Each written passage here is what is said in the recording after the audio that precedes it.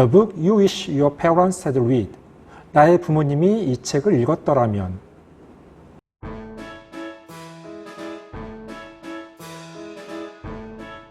안녕하세요. 반갑습니다. 초등교사 해피 이선생입니다.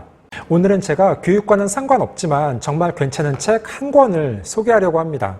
책 제목은 나의 부모님이 이 책을 읽었더라면 이고, 저자는 필리파 페리, 이준경 님이 옮겼습니다. 김영사에서 2019년 11월에 나왔고, 책 가격은 14,800원, 분량은 423쪽입니다. 제가 대부분 교육 관련 책을 리뷰하는데 이 책은 제목에서 약간 끌림이 있었고 표지가 심플하며 예뻐서 구입하여 읽게 되었습니다. 그럼 지금 바로 책 리뷰를 시작하겠습니다. 출발! 이 책은 머릿말과 총 6장, 감사의 말로 구성되어 있습니다. 먼저 머릿말에 보면 이 책은 우리가 부모로서 자녀와 맺는 관계에 관해, 자녀와 유대감을 형성하는 방법에 관해 이야기할 것이다. 부모가 겪은 성장 과정이 자녀 양육에 미치는 영향과 양육 과정에서 우리가 범하는 실수, 그리고 그런 실수에 어떻게 대처하면 좋은지 이야기할 것이다. 내가 아무것도 모르는 초보 부모였을 때 누군가 나에게 이런 것을 알려주었더라면 싶은 것들, 혹은 내가 어린아이였을 때 나의 부모님이 알았더라면 싶은 이야기를 이 책에 담았다. 머릿말에서는 심리치료사이자 작가인 저자가 이 책을 왜 쓰게 됐는지를 밝히고 있습니다. 그런데 다시 봐도 정말 책 제목을 잘 정했다고 생각합니다. 본문은 모두 6장으로 구성되어 있는데 1장 대물림, 나는 왜 부모님의 실수를 반복할까? 2장 환경, 내 아이는 행복한 환경에 있을까? 3장 감정, 나는 왜 감정을 참지 못할까? 4장 관계, 나는 왜 아이와의 관계에 서투를까? 5장 마음, 나와 아이의 정신 건강을 위한 조건. 마지막 6장 행동, 모든 행동은 의사소통이다. 그럼 각 장마다 하나씩의 주제를 소개해 보도록 하겠습니다. 먼저 1장에서는 좋은 부모와 나쁜 부모라는 평가의 함정 일부 내용입니다. 더 나은 부모 되기를 가로막는 장애물은 바로 나 자신과 타인에 대한 평가다. 부모로서 스스로를 어떻게 평가하는가는 큰 골칫거리다. 좋은 부모, 나쁜 부모 같은 딱지를 붙이는 것은 도움이 되지 않는다. 왜냐하면 너무 극단적이기 때문이다. 누구도 하루 24시간을 아이 곁에만 붙어서 완벽하게 돌볼 수 없고, 때로는 좋은 의도로 한 행동이 나쁜 결과를 불러오기도 한다. 맞습니다. 우리는 주변의 평가에 지나치게 신경을 씁니다. 타인의 시선을 많이 의식하는 것입니다. 그래서 저 집 엄마는 완전 열성적이야, 진짜 좋은 부모야, 이런 평가 받기를 원합니다. 그런데 방금 책에서 소개한 것처럼 누구도 100% 완벽한 부모는 없습니다. 부모도 때로는 실수를 하고 잘못을 저지르기도 합니다. 그것을 두려워하거나 평가에 민감하면 오히려 역효과가 일어날 수도 있습니다. 2장에서는 사랑하는 사람과 현명하게 말다툼하는 방법 일부 내용을 소개하겠습니다. 대부분 가족은 말다툼을 한다. 하지만 말다툼이란 결국 갈등을 해결하는 또는 심화하는 하나의 방법일 뿐이다. 논쟁할 때 가장 중요한 것은 당신 화법이 아니라 나 화법을 사용하는 것이다. 예컨대 당신은 전화할 때 사람 말을 무시해가 아니라 전화할 때 내 말에 답을 안 하면 속상해 라고 말하는 것이다.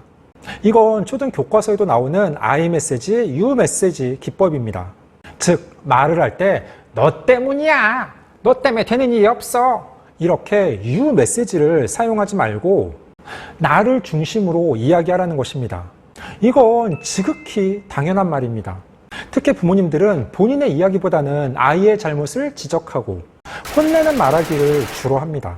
혼을 내더라도 나를 중심에 놓고 이야기하면 아이의 감정이 상하는 경우가 줄어들 수 있습니다. 3장에서는 행복해야 한다는 강박에서 벗어나자 일부 내용입니다. 정신분석가 애덤 필립스에 따르면 행복해야 한다는 강박감이 우리를 불행하게 만든다. 사람들은 대개 삶의 목표를 정해두고 목표를 달성하면 자신이 행복해진다고 생각한다. 물론 그리 될 때도 있지만 우리가 행복의 조건으로 생각한 것 중에는 그렇지 못한 것이 더 많다. 세상 모든 사람이 알았으면 하는 사실이 하나 있는데 그건 바로 부정적인 감정을 제거하면 결국 우리가 원하는 긍정적인 감정도 함께 사라진다는 것이다. 심리치료사 제리 하이드는 이렇게 말하기도 했다. 감정을 술에 비유한다면 칵테일과 같다. 슬픔이나 고통은 행복이나 즐거움만큼이나 중요한 재료다. 어느 하나만 선택적으로 빼거나 줄일 수 없다. 이것도 충분히 그럴 수 있죠. 우리는 너무 행복에 대한 강박을 가지고 있습니다. 저도 습관적으로 다른 사람들에게 문자를 보내거나 카톡을 보낼 때 항상 마무리 말은 늘 건강하고 행복하세요. 이렇게 마무리합니다. 물론 좋은 말이죠. 건강과 행복은 누구도 부인할 수 없는 중요한 가치니까요. 그런데 우리는 자꾸 타인과 비교하며 지나치게 행복에 집착하는 경향이 있습니다. 사람이 살다 보면 때로는 힘든 순간도 오고 위기 상황도 겪게 되는데 그때 그것을 직시하며 슬기롭게 극복하는 것이 중요합니다. 다음으로 4장에서는 부모가 된다는 외로움 일부 내용입니다. 외로움으로 힘들어하는 건 아기만이 아니다. 9개월이 넘는 임신 기간에 마음의 준비를 한다고는 해도 정작 실제로 부모가 되는 건 하루아침 사이에 일어나는 일이다. 예전의 생활은 어느새 과거 속으로 사라지고 부모로 사는 삶이 아직 확실히 윤곽이 잡히지 않은 그 순간에 외로움을 느낀다는 것은 생각보다 위험할 수 있다. 아이는 성인이 되기 전까지 전적으로 부모에게 의지합니다. 무엇이든 물어보고 부모의 말에 따릅니다. 그런데 때로는 부모도 외롭고 어떤 선택을 해야 되는지 잘 모를 때가 있습니다. 그렇지 않습니까? 저만 그런 건 아니죠. 제가 부모가 되어보니까 우리네 부모님들이 참 현명했구나 라는 생각을 새삼 하게 됩니다. 예전에는 지금처럼 인터넷도 없고 네이버 지식 검색이나 유튜브에서 자료를 찾아볼 수도 없었는데 어떻게 육아를 이렇게 잘 하셨는지 모르겠습니다. 5장에서는 지금 스마트폰에서 손을 떼자 일부 내용을 소개하겠습니다. 알코올이나 마약 중독자가 좋은 부모가 되지 못하는 이유는 무엇일까? 바로 그런 물질에 중독되어 아이보다 중독 물질을 우선순위에 놓고 그래서 아이에게 필요한 관심을 주지 못하기 때문이다. 그런데 내 생각에는 스마트폰 중독자도 이에 뒤지지 않는다. 어린 자녀와 함께 있을 때는 장시간 스마트폰을 보거나 이메일을 확인하는 행동을 삼가라고 하고 싶다.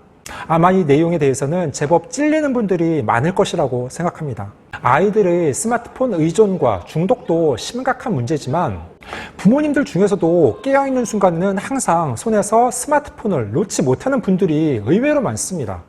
부모님들은 항상 휴대폰을 가까이 하는데 아이들에게 스마트폰 사용을 자제하라고 하면 그 말에 설득력이 떨어질 수밖에 없습니다. 가정에서는 항상 휴대폰은 멀리, 책은 가까이, 아이와의 대화는 자주. 어렵지만 꼭 실천하려고 노력하시기 바랍니다. 마지막 6장에서는 아이는 결국 나를 닮는다. 일부 내용입니다. 아이는 부모를 닮는다. 지금 당장은 아닐지라도 결국엔 그렇게 된다. 어쩌면 아이의 행동에 가장 큰 영향을 미치는 건 부모의 행동일지도 모른다. 우리는 사람들이 각자의 개성을 지닌 별개의 독립적 존재라고 생각하지만 사실은 서로에게 영향을 주고받으며 살아가고 있다. 저도 갈수록 외모뿐만 아니라 제 말투, 사소한 행동까지 따라하는 아이를 보며 깜짝깜짝 놀랄 때가 있습니다. 그리고 어느 순간 아이에게 제 안 좋은 모습이 보이는 것입니다.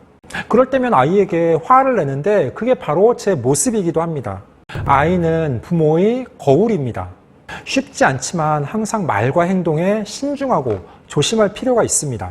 이 책에서 다소 아쉬운 점은 다양한 사례를 소개하고 있는데 아무래도 외국의 번역서이다 보니 우리나라의 현실과는 다소 동떨어진 이해들, 정서적으로 괴리감을 느끼는 부분들이 약간 나옵니다.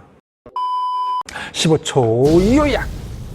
오늘은 필리파 페리가 쓴 나의 부모님이 이 책을 읽었더라면 이라는 책을 소개했습니다.